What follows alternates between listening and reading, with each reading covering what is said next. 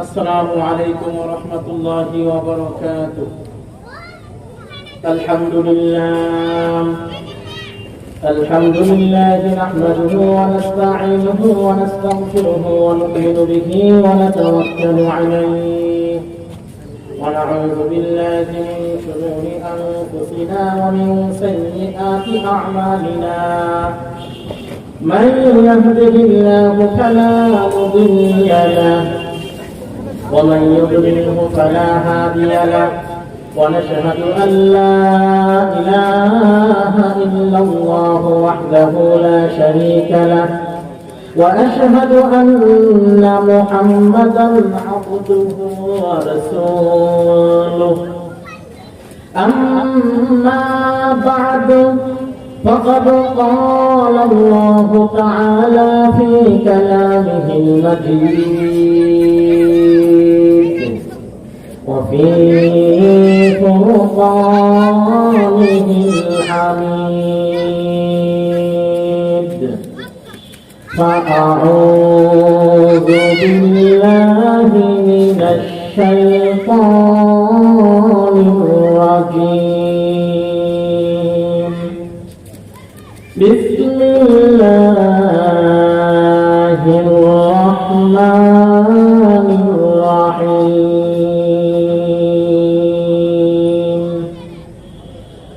اليوم أكملت لكم دينكم وأتممت عليكم نعمتي ورضيت لكم الإسلام دينا.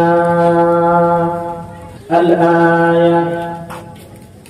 وقال النبي صلى الله عليه وسلم: لا يؤمن أحدكم حتى أكون أحب إليه من والده وولده والناس أجمعين، أو كما قال عليه الصلاة والسلام. وقال الله تعالى في شان حبيبه ومعشوقه: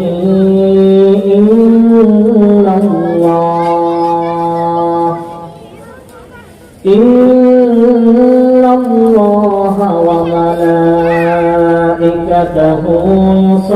يصلون على النبي يا أيها الذين آمنوا صلوا عليه وسلموا تسليما. اللهم صل على محمد وعلى آل محمد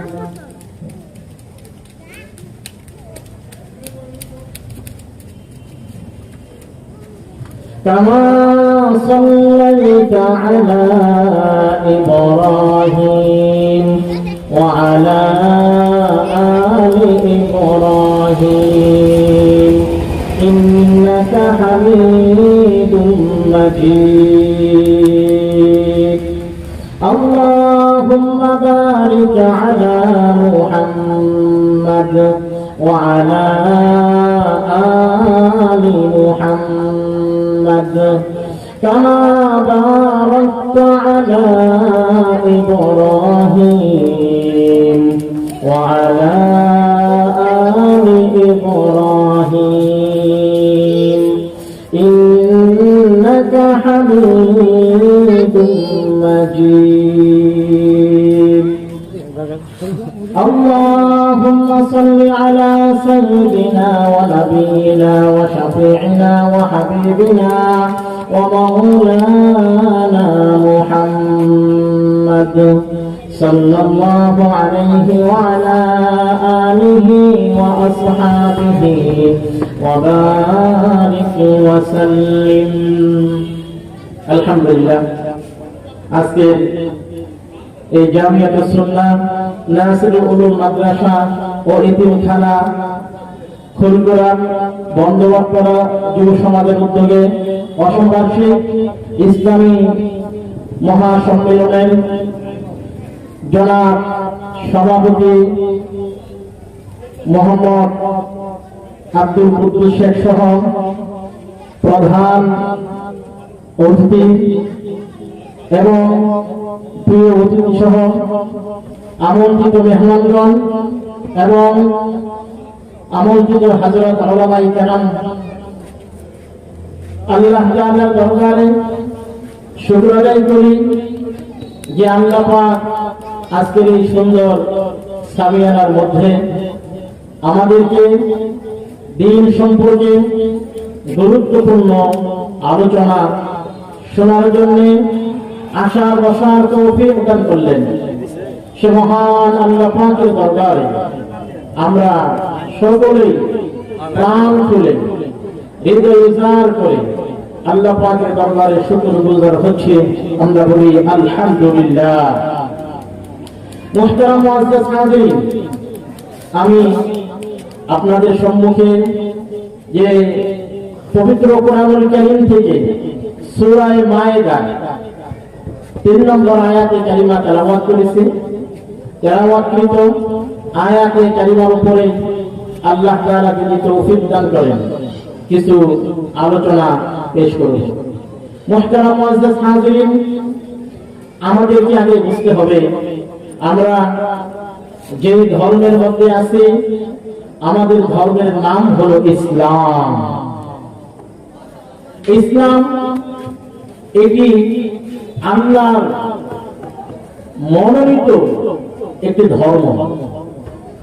সমস্ত ধর্মের উপরে যে ধর্মটা আল্লাহর পক্ষ থেকে পূর্ণাঙ্গতা লাভ করেছে এবং যে ধর্মের মধ্যে মানবতা, ইহকালীন পরকালীন যাবতীয় সুখ শান্তি সমৃদ্ধি কামিয়াবি শামিল রয়েছে। এই জন্য মুহতারাম মুআজ্জাজ হাজিরিন, ইসলাম ধর্ম এটা শুধু মুসলমানদের জন্য শান্তি মুক্তি কামিয়াবি সফলতা নয়, বরং আসমানের নিচে জমিনের উপরে যত মাখলুক বাস করে, এই পৃথিবীতে আল্লাহ পাক যত সৃষ্টি করেছেন, সমস্ত সৃষ্টির জন্য ইসলাম হলো সুখ শান্তি কামিয়াবি সফলতা, সবকিছু ইসলামের মধ্যে রয়েছে। এজন্য আল্লাহ তাআলা পবিত্র কোরআনুল কারীমের ভিতরে ইসলাম ধর্ম যে পূর্ণাঙ্গ, সেই ঘোষণা আল্লাহ তাআলা আজ থেকে 1400 বছর আগে আল্লাহ তাআলা কোরআনে জানায়া দিয়েছেন। আল্লাহ তাআলা বলেন, اليوم أكملت لكم دينكم وأتممت عليكم نعمتي ورضيت لكم الإسلام دينا। আজকে আমি তোমাদের জন্য তোমাদের ধর্মকে পূর্ণাঙ্গ করে দিলাম এবং আমার নিয়ামতকে তোমাদের উপরে পরিপূর্ণ করলাম এবং তোমাদের জন্য ইসলামকে জীবন ব্যবস্থা হিসাবে আমি মনোনীত করলাম। এই আয়াতের মধ্যে আল্লাহ পাক 3টি বিষয় পরিষ্কারভাবে জানিয়ে দিয়েছেন। 1 নম্বর বিষয় হলো ইসলাম কিয়ামত পর্যন্ত সমস্ত মানবতার জন্য, সমস্ত জাতির জন্য, সকল দুনিয়ার যত মাখলুকাত রয়েছে, এই সমস্ত মাখলুকাতের ভিতরে সবচেয়ে শ্রেষ্ঠ জাতি হলো আশরাফুল মাখলুকাত, মানব জাতি। আল্লাহ তাআলা মানব জাতির জন্য ইসলাম ধর্মকে কিয়ামত পর্যন্ত পূর্ণতা দান করে দিয়েছে। কিয়ামত পর্যন্ত ইসলামের মধ্যে এমন কোন বিষয় নাই যে বিষয়টা মানবতার জন্য আল্লাহ পাক এখানে লিখে দেন নাই। কিয়ামত পর্যন্ত মানব জাতির যত সমস্যা রয়েছে, সমস্ত সমস্যার চূড়ান্ত ফয়সালা আল্লাহ পাক কোরআনুল কারীমে দান করেছে। 2 নম্বর বিষয় হলো আল্লাহ পাক তার নিয়ামতকে আল্লাহ তাআলা ইসলাম ধর্মের মধ্যে পূর্ণতা করে দান করেছেন। আল্লাহ পাক এই নিয়ামত ইসলামের মধ্যে আল্লাহ পাক পূর্ণ করে দিয়েছেন। 3 নম্বর বিষয় হলো মানব জাতির জন্য ইসলামকে জীবন ব্যবস্থা হিসেবে আল্লাহ পাক মনোনীত করে দিয়েছেন। এই জন্য আল্লাহ পাক কোরআনুল কারীমের ভিতরে অন্য করে বর্ণনা করেন ইন্নাদ-দীনা ইনদাল্লাহিল ইসলাম, আল্লাহর কাছে একমাত্র ধর্ম হলো ইসলাম। মুহতারাম মুআজ্জাজ হাজিরিন, ইসলাম ধর্ম ছাড়া মানবতার সফলতা কামিয়াবির অন্য কোনো কিছু, অন্য কোনো জায়গায় মানবতার সুখ শান্তির কোনো খোঁজার সুযোগ নাই। আমার আল্লাহ পাক পবিত্র কোরআনুল কারীমের ভিতরে বর্ণনা করেন ওয়া মান ইয়াবতাগি গায়রাল ইসলামি দীনান ফালান ইয়াকবালা মিনহু ওয়া হুয়া ফিল আখিরাতি মিনাল খাসিরিন। যারা ইসলাম ধর্ম বাদ দিয়ে অন্য কোন ধর্মতন্ত্র মন্ত্রকে তালাশ করবে, আল্লাহ পাক কখনোই সেটা কবুল করবেন না, গ্রহণ করবেন না, এবং সে প্রকারে ক্ষতিগ্রস্তদের অন্তর্ভুক্ত হয়ে যাবে। এই জন্য মুহতারাম মুআজ্জাজ হাজিরিন, আমাদের ভালো করে জেনে রাখতে হবে, আমাদের ভালো করে জেনে রাখতে হবে একমাত্র শান্তি, কামিয়াবি, সফলতা সব কিছু আল্লাহ পাক রেখে দিয়েছেন ইসলামের মধ্যে। এবার একজন মানবতার জন্ম থেকে মৃত্যু পর্যন্ত যত বিষয় আছে সব বিষয় আল্লাহ পাক ইসলামের মধ্যে দান করেছেন। এই জন্য মানবতার জন্য ইসলাম ধর্মকে বাদ দিয়ে অন্য কোনো কিছু তালাশ করার কোনো সুযোগ নাই। আমি যদি আপনাদের সম্মুখে একটা একটা করে বর্ণনা করি, দেখবেন ইসলামের ভিতরে এত সুন্দরভাবে মানবতার জীবনকে আল্লাহ পাক সাজায়া দিয়েছে, যার ফলে প্রত্যেকটা মানবতা তার জীবন সুখ শান্তি নিয়ে ভরে যাবে। একজন নবজাতক শিশু, তার জন্মের প্রথম হয়, তার জন্মের প্রথম জন্মের দ্বারা তার সূচনা হয়। এই জন্য একজন জন্মগ্রহ নবজাতক শিশু, তার জন্য ইসলামের ভিতরে কি বিধিবিধান সেইটাও রয়ে গেছে। ইসলামের মধ্যে একমাত্র শান্তি, কামিয়াবি, সফলতা যেহেতু সব কিছু রয়ে গেছে। এই জন্য একজন শিশু যখন জন্মগ্রহণ করে, তখন ওই শিশুর জন্মে প্রথম ইসলামের ভিতরে কি দায়িত্ব রয়ে গেছে সেইটা ইসলাম সুন্দর করে বর্ণনা করে দিয়েছেন। যখন নাকি একজন শিশু সবেমাত্র দুনিয়াতে পদার্পণ করেছে, সবেমাত্র দুনিয়াতে আগমন করেছেন, ওই অবস্থার ভিতরে আল্লাহ পাকের কি বিধান, কি হুকুম রয়ে গেছে, তার উপর ইসলামের কি বিধিবিধান রয়ে গেছে, সব ইসলাম বর্ণনা করে দিয়েছে।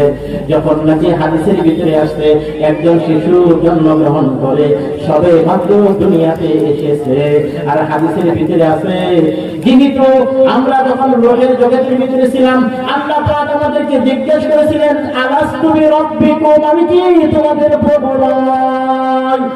ওই সময় রোহের জগতের ভিতরে আমরা বলেছিলাম কালু বালা, হ্যাঁ অবশ্যই আপনি আমাদের প্রভু। আমরা যেহেতু রোহের জগতের ভিতরে আল্লাহ পাকের রবুবিয়তের স্বীকারোক্তি দিয়ে এসেছি, আর ইসলামের ভিতরে আছে যখন নাকি শিশু জন্মগ্রহণ করে কুল্লু মাউলুদিন ইউলাদু আলাল ফিতরাহ, প্রত্যেকটা শিশু ইসলামের উপর জন্মগ্রহণ করে।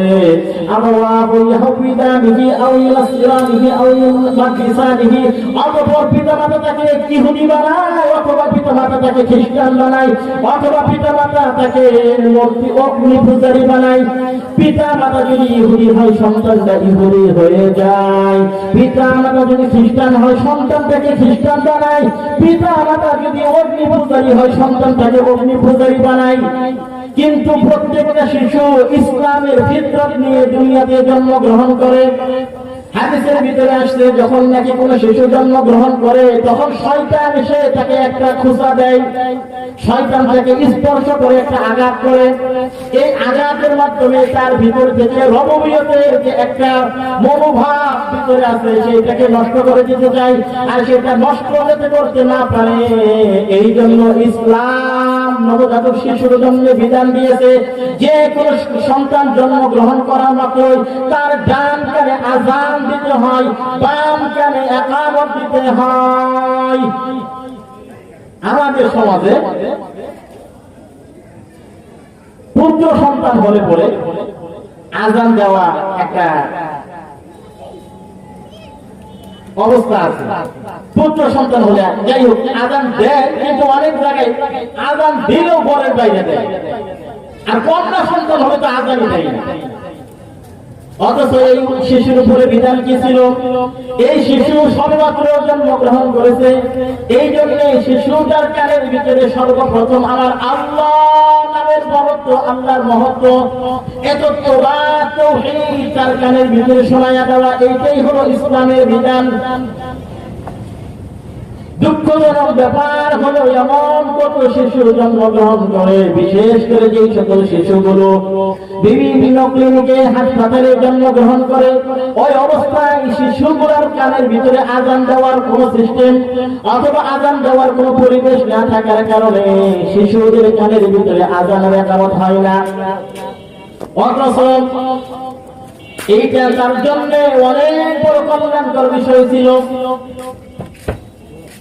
এই জন্য ইসলামের ভিতরে যদিও মহিলাদের জন্য আজান দেওয়ার বিধান নাই, কিন্তু নবজাতক সন্তান জন্মগ্রহণ করার পরে ওই অবস্থায় যদি সেখানে পুরুষ মানুষ না থাকে, পুরুষ মানুষ যাওয়ার পরিবেশ না থাকে, ওই সময় মহিলারা তারা নিজেরা আজান, এক ডান কানে আজান দিয়ে দিবে, বাম কানে ইকামত দিয়ে দিবে। শিশুর উপরে সবচেয়ে বড় আল্লাহর মহত্ব, বরত্ব তার কানের ভিতরে ঢেলে দেওয়া হলো, তার কানের ভিতরে আল্লাহর বরত্ব, মহত্ব শোনায় দেওয়া হলো। এই শিশুটা পরবর্তী সময়ে কোন সময় আল্লাহর বিরুদ্ধে কোন স্লোগান দেবে না, নবীর বিরুদ্ধে কোন স্লোগান দেবে না।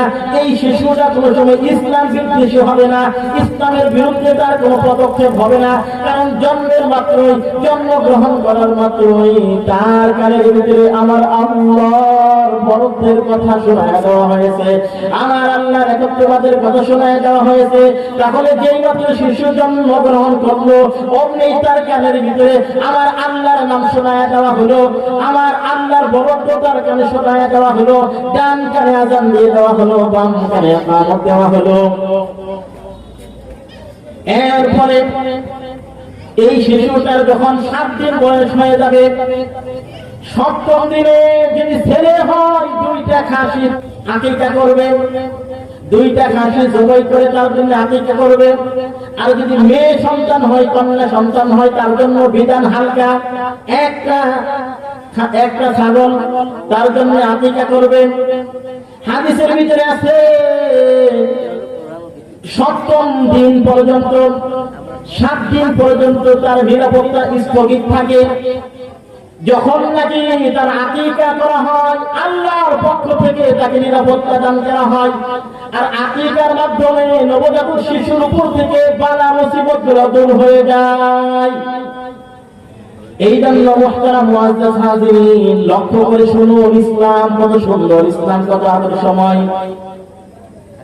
একজন শিশু জন্মগ্রহণ করা মাত্রই তার উপরে ইসলামের বিধিবিধান আরোপিত হয়ে গেল।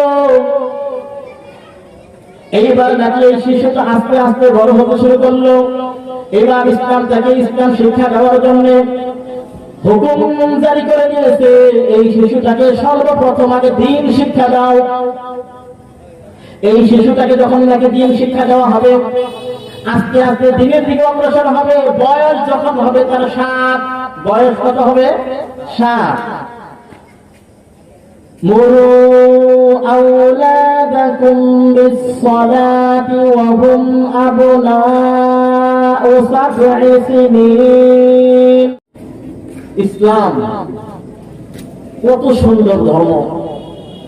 একজন শিশু যখন তার বয়স হয় 7 বছর, 7 বছর বয়স থেকে ইসলাম বলছে এখন তাকে নামাজের আদেশ করে।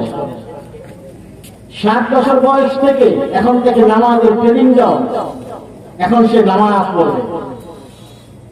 এই শিশু 7 বছর বয়সে যখন নামাজের অভ্যস্ত হয়ে যাবে, সে নামাজ পড়তে থাকবে।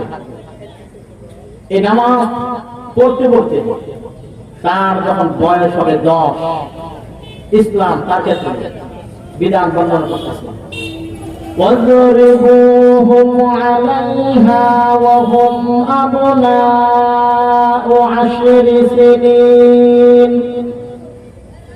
যখন নাকি এই নবজাতক শিশু থেকে জন্মগ্রহণ করার পরে আস্তে আস্তে তার বয়স বাড়তে শুরু করলো। 7 বছর উপনীত হয়ে গেল। এবার 7 বছর পার দিয়ে 10 বছর বয়সে উপনীত হলো। এই শিশুটা যখন 10 বছর বয়স হয়ে গেল, এখন সে দেখিত অনেকটা বড় হয়ে গেছে। এবার ইসলাম তার ক্ষেত্রে আরেকটু কঠোর বিধান দিয়েছে। এবার সে যদি নামাজ না পড়ে তাকে হালকা প্রহার করো, মৃদুভাবে তাকে একটু শাস্তির ব্যবস্থা করো, কোনোভাবে যাতে সে বেনামাজি না হয়ে আল্লাহর গজবের ভিতরে, আল্লাহর গুসার ভিতরে, আল্লাহর নাফরমানিতে লিপ্ত না হয়, সেই জন্য 10 বছর বয়স হয়ে গেছে। এবার ইসলামে তার ক্ষেত্রে বিধান হয়ে গেল। এবার তার উপরে কিছুটা প্রহারের ব্যবস্থা করো, কিছুটা মাইরের ব্যবস্থা করো, যাতে করে আল্লাহর ফরজ বিধান কিছুকাল পরে তার উপরে আল্লাহ পাকের ফরজ বিধান অর্পিত হয়ে যাবে। তার উপরে আল্লাহ পাকের যাবতীয় বিধান আরোপিত হবে। সে যখন মুকাল্লাফ হয়ে যাবে, আল্লাহ পাকের হুকুম আহকামের উপযুক্ত হয়ে যাবে, তখন তার উপরে আল্লাহর বিধান অনেক উপনীত হবে, তার উপরে আল্লাহর বিধান আরোপিত হবে। তখন যাতে নাফরমান, তখন যাতে আল্লাহর বিরুদ্ধে তার কোনো অবস্থান না থাকে, ইসলামের বিরুদ্ধে তার কোনো অবস্থান না থাকে, দিন থেকে বেদিন হয়ে না যায়, ইসলামের বিরুদ্ধে যাতে কোনো কার্যকলাপ না করে। এই জন্য শিশুটাকে কিভাবে ইসলাম থেকে শিক্ষা দিয়ে সম্মুখে জীবনে আগায় নিচ্ছে। ইসলাম এবার 10 বছর বয়সে তার উপর একটু কঠোরতা চাপ করলো, কঠোরতা আরোপ করলো। এবার এখন সে 10 বছর বয়স হয়ে গেছে, নামাজের ভিতরে গাফলাতি করে। ইসলাম বলে এখন তাকে হালকা প্রহার করো। এইভাবে যখন তাকে হালকা কিছু প্রহার করা হবে, নামাজ না পড়লে কিছু হালকা শাস্তি দেওয়া হবে। শাস্তির কারণে সে নামাজের উপরে অভ্যস্ত হয়ে উঠবে। এক পর্যায়ে যখন বয়স তার 15 হয়ে যাবে, 15 বছর বয়সে হয়ে বালেগ হয়ে গেলে সে যখন সাবালক হয়ে যাবে, এবার আল্লাহ পাকের যাবতীয় বিধিবিধান তার উপরে এসে যাবে। এখন সে প্রাপ্তবয়স্ক হয়ে গেছে, তার উপরে 5 ওয়াক্ত নামাজ ফরজ হয়ে গেছে, তার উপরে রমজানের রোজা ফরজ হয়ে গেছে, তার উপরে যাকাত জমি থাকলে ওয়াজিব হয়ে গেছে, তার উপরে যদি অর্থ সম্পদ থাকে তাহলে তার উপরে হজ করা পর্যন্ত ফরজ হয়ে গিয়েছে। এইভাবে ইসলাম 10 বছর বয়স হয়ে গিয়েছে। ইসলাম এখন কঠোরতা আস্তে আস্তে আরোপ করতেছে। যখন প্রাপ্তবয়স্ক হয়ে গেছে, এখন যেহেতু সে ইসলামের উপরে উঠে গেছে, ইসলামের সাথে অভ্যস্ত হয়ে গেছে, এখন সে আল্লাহর কোন হুকুম আহকাম মানার ক্ষেত্রে তার কোনো বন্দী হবে না, তার ভিতরে কোনো গাফলতি হবে না, তার ভিতরে কোনো রকমের সমস্যা হবে না। কেন? সে তো ইসলামের উপরে গড়ে উঠছে। মুহতারাম মুআজ্জাজ হাজিরিন, ইসলাম একটা পূর্ণাঙ্গ, ইসলাম একটা পূর্ণাঙ্গ জীবন ব্যবস্থা। ইসলামের ভিতরে সব ধরনের বিধিবিধান মানবতার জন্য যা কল্যাণকর সব আল্লাহ পাক দান করে দিয়েছেন। এই জন্য ইসলামের মধ্যে মানবতার এমন কিছু আল্লাহ পাক রাখেন নাই যেটা মানুষের জন্য ইসলামের ভিতরে নাই। একজন মানুষ তার জন্ম থেকে মৃত্যু পর্যন্ত ইসলামের ভিতরে যত বিধিবিধান আল্লাহ পাক সব কিছু দিয়েছেন। এইবার যখন আস্তে আস্তে বড় হতে শুরু করলো, এখন যখন সে সাবলক হয়ে গেল, তার ভিতরে শক্তি এসে গেল, এখন ভালো মন্দ বুঝে, তার এখন সবকিছুর একটা জ্ঞান হয়ে গেছে, সবকিছুর ব্যাপারে একটা বোঝ হয়ে গেছে। এমন সময় আস্তে আস্তে সম্মুখের দিকে অগ্রসর হচ্ছে। এক সময় দেখা গেল তার ভিতরে পূর্ণাঙ্গ একটা যৌবন এসে গেল, তার এখন অনেক শক্তি শরীরের ভিতরে আছে, এখন সে নিজে অর্থ উপার্জন করতে পারে। এরপরে দেখা যাচ্ছে এখন তার আগে ছিল একাকী জীবন, এখন তার একটা এমন সুন্দর একটা বৈবাহিক জীবনের অবস্থা সম্মুখে বিরাজমান করতেছে। এখন তার নতুন একটা জীবন শুরু হবে, আর সেই নতুন জীবন শুরু করতেও আল্লাহ পাকের বিধিবিধান আছে কি নাই? এই জায়গাতেও আল্লাহ পাকের বিধিবিধান আছে। ইসলামের ভিতরে বিবাহ একটা উত্তম বিষয়, একটা ফরজ বিধান যা সুন্দর দিয়ে ভরপুর। হাদিসের ভিতরে নবী বলেন, আন-নিকাহু মিন সুন্নতি ফামান রাগিবা আন সুন্নতি ফালাইসা মিন্নি। বিবাহ হলো নবীর সুন্নাত, সুতরাং যে নবীর সুন্নাত থেকে বিমুখ থাকবে, যে নবীর সুন্নাত থেকে মুখ এড়ায়া নিবে, মুখ ফিরাইয়া নিবে, এই সুন্নাতকে যে বর্জন করবে, করবে, নবী বলেন ফালাইসা মিন্নি, সে আমার দলের অন্তর্ভুক্ত নয়, সে আমার উম্মতের অন্তর্ভুক্ত নয়। মুহতারাম মুআজ্জাজ হাজিরিন, আপনি যদি লক্ষ্য করেন ইসলাম এইভাবে এত সুন্দর করে তার বিধিবিধান বর্ণনা করে দিয়েছেন। ইসলামের ভিতরে সৌন্দর্য দিয়ে ভরপুর।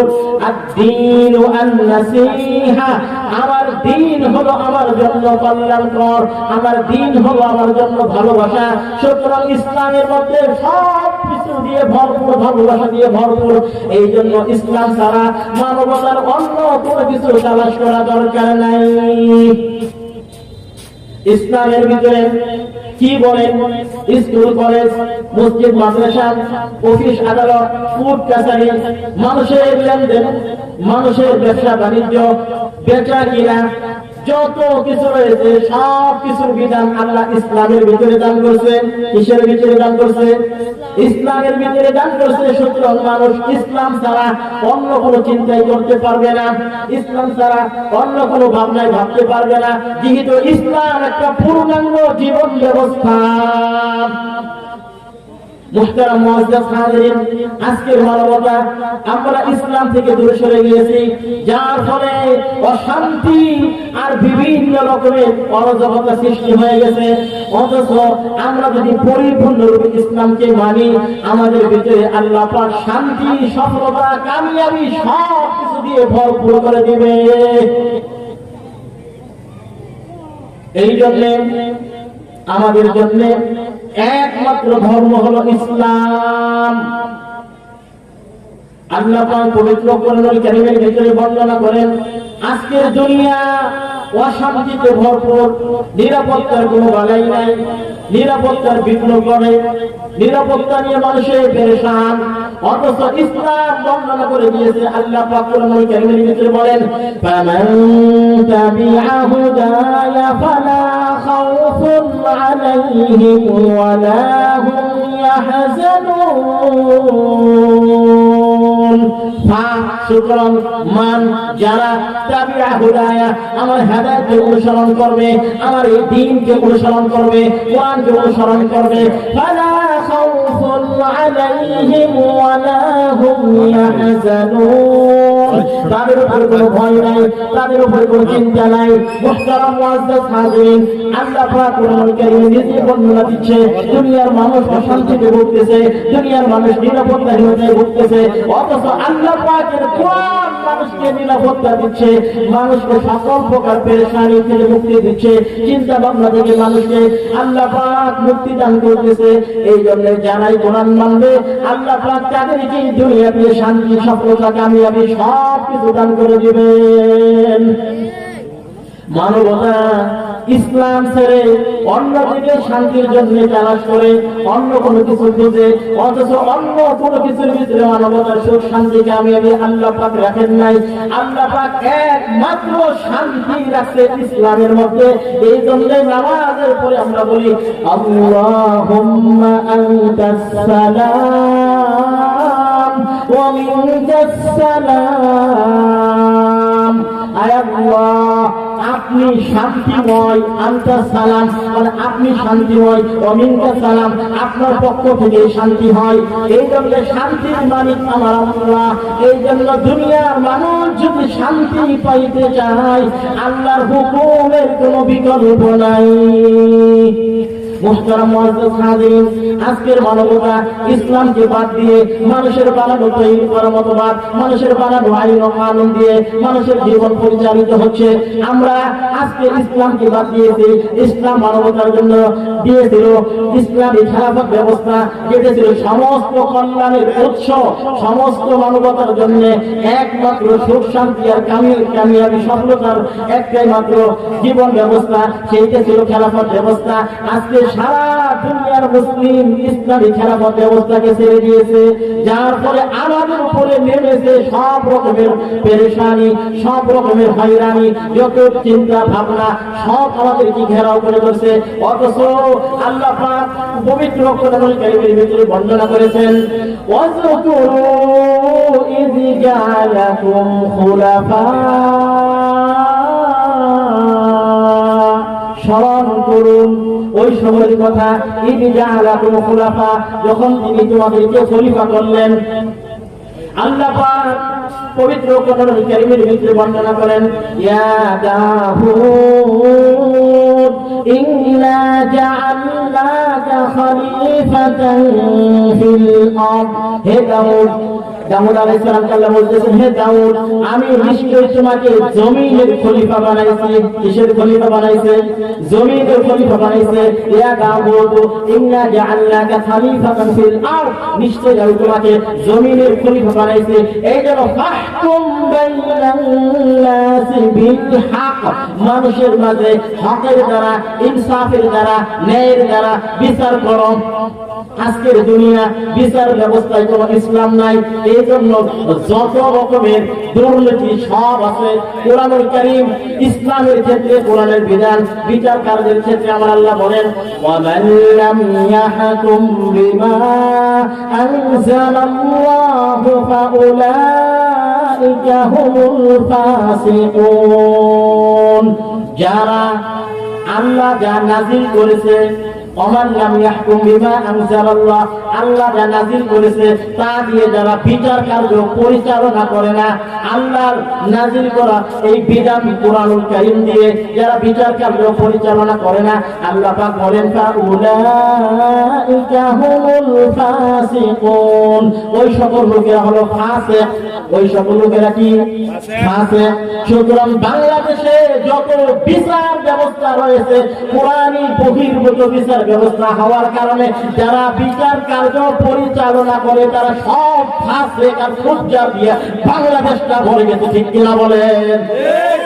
মুহতারাম মুআজ্জাজ হাজিরিন, আল্লাহ পাক এই ব্যাপারে আরো বলেন, ওয়ামান লাম ইয়াহকুম বিমা আনজালাল্লাহু ফাউলাইকা হুমুজ যালিমুন।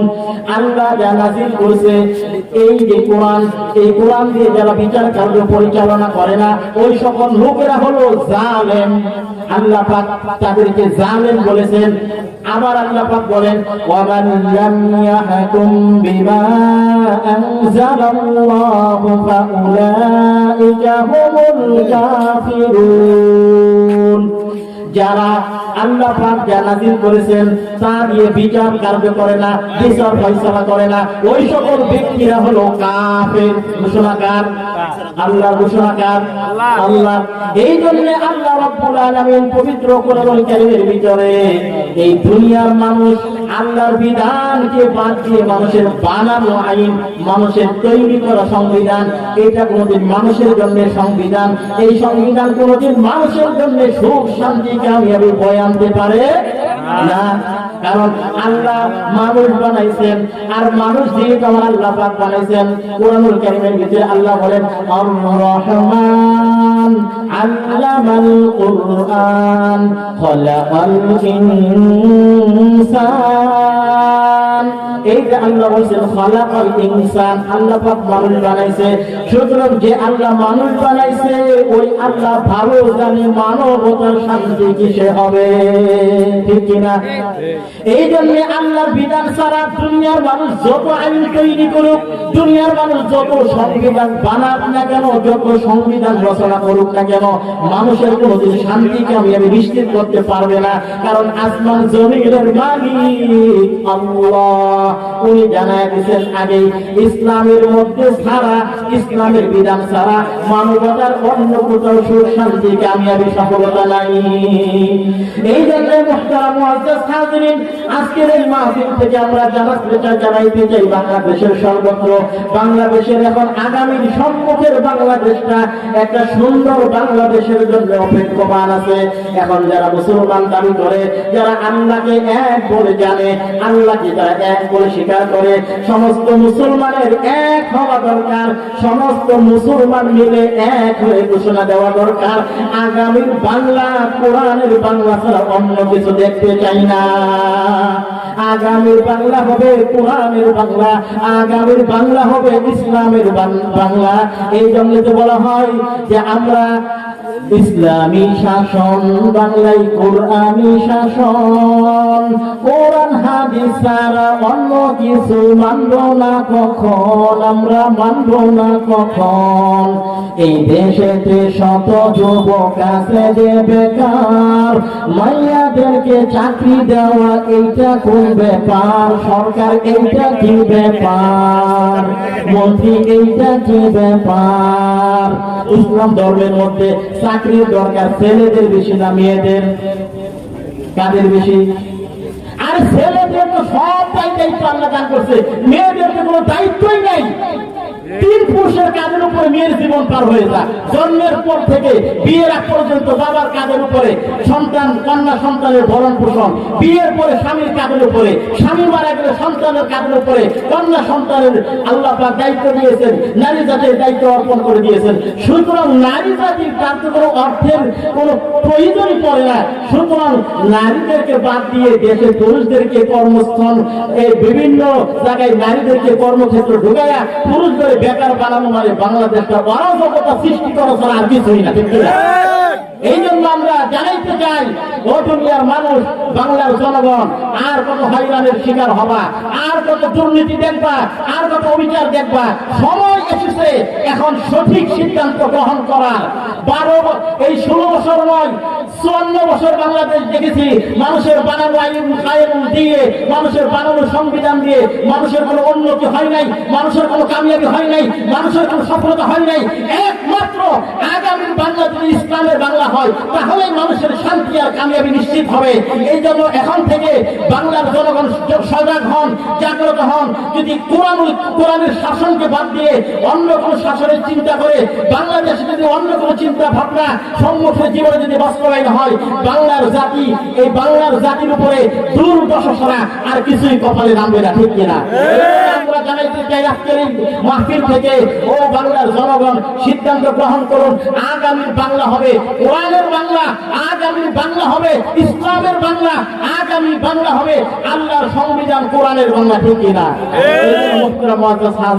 যেহেতু আমাদের সময় কাছে এসে গেছে, এই জন্য কথা আর সম্মুখে না বাড়িয়ে এখানে আমার বক্তব্য শেষ করলাম। ওয়া আখিরু দাওয়ানা আলহামদুলিল্লাহি রাব্বিল আলামিন। আসসালামু আলাইকুম ওয়া রাহমাতুল্লাহি ওয়া বারাকাতুহু।